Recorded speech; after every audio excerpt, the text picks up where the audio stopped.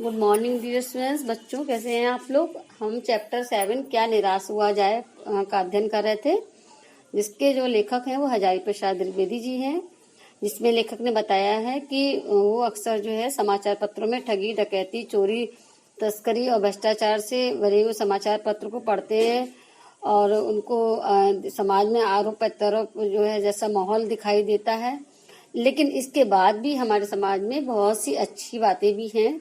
आज भी जो है लोग जो है आध्यात्मिक बातों को, उनके मूल्यों को मानने वाले हैं। और हमारे समाज में जो आज भी जो है सेवा, ईमानदारी, सच्चाई, ये जो मूल्य हमारे आध्यात्मिक मूल्य जो है वो आज भी बने हुए हैं। हालांकि वे दब अवश्य गए हैं, लेकिन न पूरी तरह से वो नष्ट नहीं हुए हैं। आज भी मनुष्य से प्रेम करता है, महिलाओं का सम्मान करता है और झूठ और चोरी को गलत समझता है, दूसरे को पीड़ा पहुंचाने को भी पाप समझता है। और इस तरह से वो आगे बताते हैं कि आज जो समाचार पत्रों में जो है भ्रष्टाचार के प्रति इतना आवेश है, वह यही साबित करता है कि हम ऐसी जो है चीजों को गलत समझते हैं और समाज में उन तत्वों की प्रतिष्ठा कम करना चाहते हैं जो गलत तरीके से मान या संग्रह करते हैं। तो बच्चों आगे क्या बताया गया है कि हमारे न्यूज़पेपर में क्या होता है, भ्रष्टाचार के प्रति यानी बुरे आचरण के प्रति जो हमारे करप्शन है करते हैं या बुरा आचरण करते हैं उनके प्रति आक्रोश की खबरें छपती हैं। और अक्सर अखबारों में ऐसा छपता है कि लोगों ने अपना गुस्सा दिखाया है भ्रष्टाचार अधिकारियों के प्रति। तो कुछ इस तरह की खबरें छपती हैं, जो खबरें छपती हैं तो ये खबरें छप रही हैं। तो इसका दूसरा मतलब ये है, तो इसका मतलब क्या है कि लोगों में अच्छी आदतें आज भी हैं और समाज में जो बुरी चीजें हैं लोग उन्हें गलत समझते हैं। लोग चाहते हैं कि वो जो गलत काम करते हैं उनकी समाज में प्रतिष्ठा कम हो, यानी समाज में उनका जो बोलबाला है, जो इज्जत है वो समाज में घटे, क्योंकि उन्होंने गलत काम किया है। इसलिए तो अखबारों में इस तरह की खबरें छपती हैं। तो जो इस तरह की खबरें छपती हैं, इससे क्या होता है कि लोग इन खबरों के माध्यम से ऐसा चाहते हैं कि जो लोग गलत काम करते हैं या गलत तरीके से धन का या प्रतिष्ठा यानी मान या इज्जत को कमाते हैं या संग्रह करते हैं, समाज में उनकी प्रतिष्ठा यानी जो इज्जत है वो घटे। यानी अखबारों में इनके प्रति आक्रोश की जो खबरें छपती हैं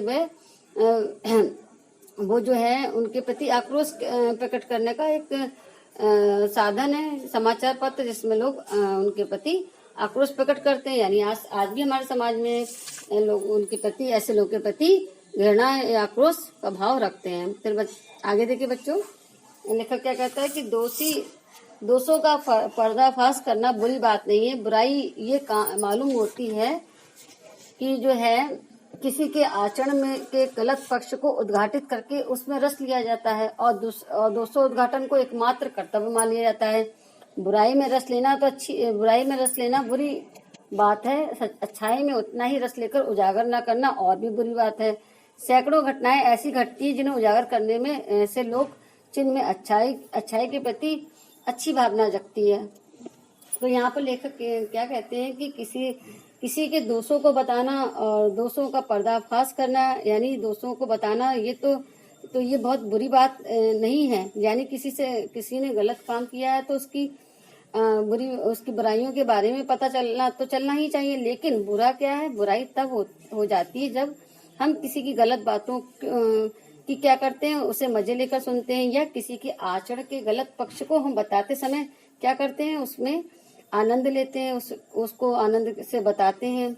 और क्या कहते हैं कि इसके साथ ही हमारी गलत बात क्या है कि हम दूसरों की गलतियों को निकालते हैं और हमारा दूसरों की गलतियों को निकालना ही एकमात्र हमारा क्या हो जाता है, लक्ष्य हो जाता है। तो दूसरों की दोषों को बताना तो ये चीज भी गलत है, ऐसा नहीं होना चाहिए। ऐसी आदत अगर विकसित हो रही है तो हमें क्या करना चाहिए, इसको रोकना चाहिए।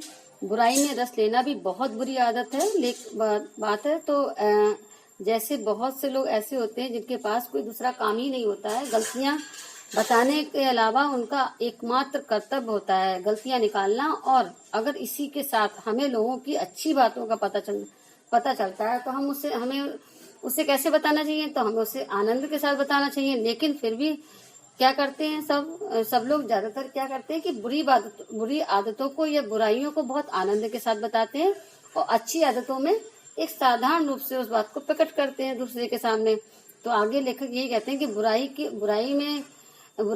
बुराई को आनंद के साथ बताना और गलत बात है, और उससे भी ज्यादा गलत बात ये है कि किसी की अच्छाई को आनंद के साथ ना बताना, बल्कि हम क्या करते हैं, हम किसी की जो है गलत बात है तो हम उसको बहुत खुशी के साथ बताते हैं, लेकिन कोई अच्छी बात है, अच्छी घटना पता चलती है तो हम क्या उसको खुशी से नहीं बताते। तो हमें क्या करना चाहिए, हमें किसी किसी की अच्छी बातों को पता चलता है तो हमें खुशी से और आनंद के साथ बताना चाहिए, और जो बुराई है उसको हमें साधारण रूप से बताना चाहिए। यानी हमें उसको में इंटरेस्ट नहीं जगना चाहिए, हमें केवल उसको एक बुराई के रूप में साधारण सी बात कह के हमें कहना चाहिए और ना कि उसमें आनंद लेना चाहिए। तो बच्चों आगे फिर लेकर क्या कहते हैं कि जो है समाज में बहुत सी अच्छी बातें हैं जो समाज में हो रही हैं, लेकिन लोग क्या करते हैं कि लोग केवल बुरी बातें ही हैं, जिससे कि हम बुरी बातें हैं ही लोगों को बताते हैं, जिससे क्या होता है वो लोगों में क्या बुरी भावनाएं जागृत होती हैं, और अच्छी बातें उनको उजागर नहीं करते हैं, बल्कि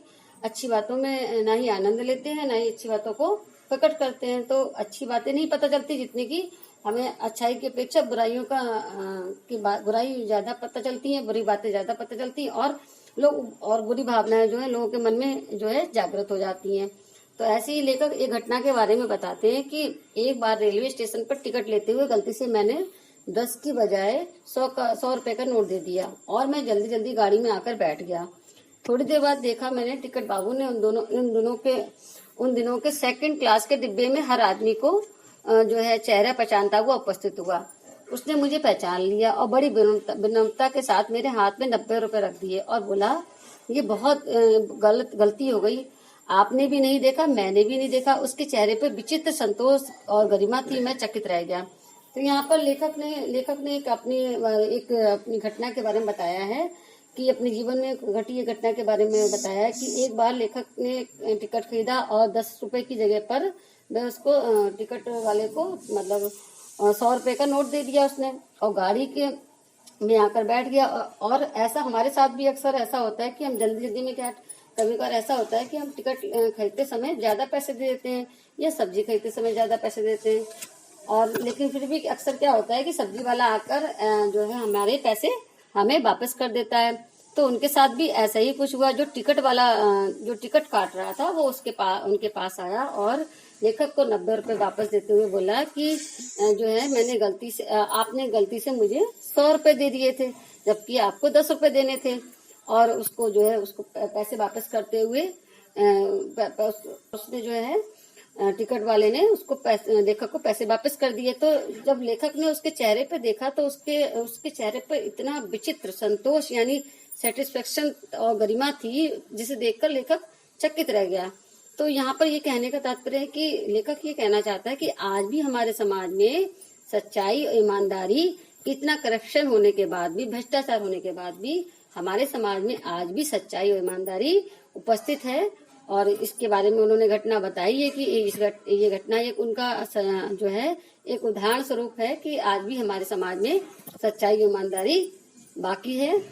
और आगे बताते हैं कि कैसे कहूँ कि दुनिया से सच्चाई और ईमानदारी लुप्त हो गई है। वैसी अनेक अवांछित घटनाएं भी हुई है, परंतु ये घटना ठगी और वंचना की अनेक घटनाओं से अधिक शक्तिशाली है। यहाँ पर लेखक ये कहना चाहता है कि इस सच्चाई ईमानदारी हालांकि लुप्त हो गई है, लेकिन ये जो अनेक हमारे जीवन में अवांछित यानी ऐसी घटनाएं होती हैं जो इनको हम नहीं चाहते हैं फिर भी हो जाती हैं। परंतु जब एक ऐसी घटना जो उनके जीवन में जो इस तरह की जो घटना हुई है, जो उन्होंने टिकट के पैसे दिए और उस टिकट वाले ने उनको पैसे रिटर्न वापस कर दिए, तो एक घटना जो है उन अवांछित घटनाओं से कहीं अधिक शक्तिशाली है जो उनके जीवन में अवांछित घटनाएं घटी हैं। तो लेखक यहाँ पर बस यही बताना चाहता है कि आज भी हमारे समाज में करप्शन और भ्रष्टाचार और डकैती, चोरी, तस्करी आदि सब फैले हुए हैं। हमारे समाज में लोग एक दूसरे पे आरोप लगाते हैं और जो है झूठे आरोप लगाते हैं और सच्चाई हमारे समाज से लुप्त हो गई है। उसके बावजूद भी हमारे समाज में आज भी आध्यात्मिक मूल्य बने हुए हैं। वो दब जरूर गए हैं लेकिन अभी नष्ट नहीं हुए हैं। आज भी हमारे समाज में ईमानदारी शेष रह गई है और आज भी लोग हमारे समाज में ईमानदार लोग अभी भी मौजूद हैं। तो बच्चों आज के लिए बस इतना ही। आप अच्छे से समझेंगे इसको और पूरा वीडियो बहुत अच्छे से करेंगे और इसको चैप्टर को अच्छे से ग्रहण करेंगे। Thank you.